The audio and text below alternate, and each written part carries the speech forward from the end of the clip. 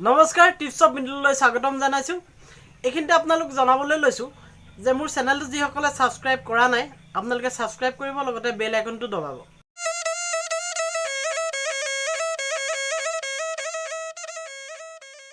আজি মই ক'বলৈ ওলাইছো চেনেল কিৱৰ্ড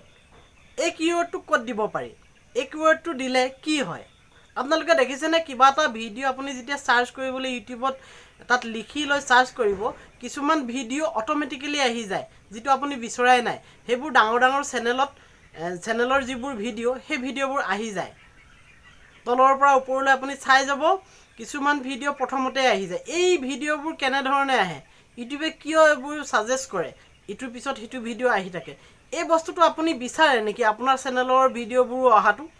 হয় যদি আপুনি বিচাৰিছে তেনেহলে আপুনি চেনেল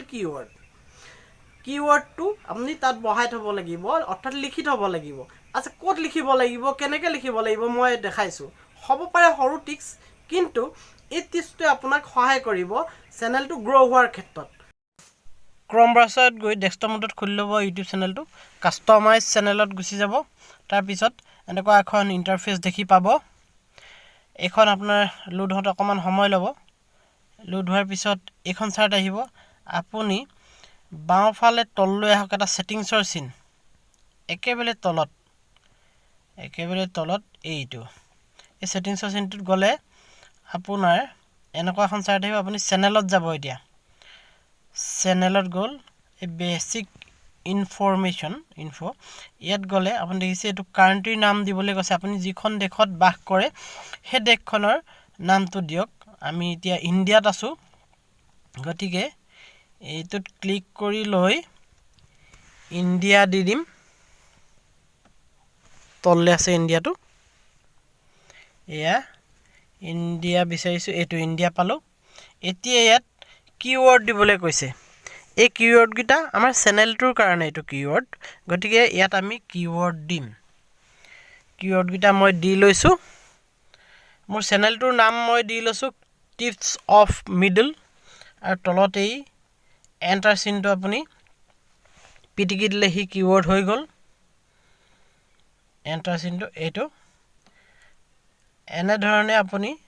আপোনাৰ ইউটিউব চেনেলটো যেটো ৰিলেটেড সেই ভাগে আপুনি ইয়াৰ কিৱৰ্ড খিনি দি লব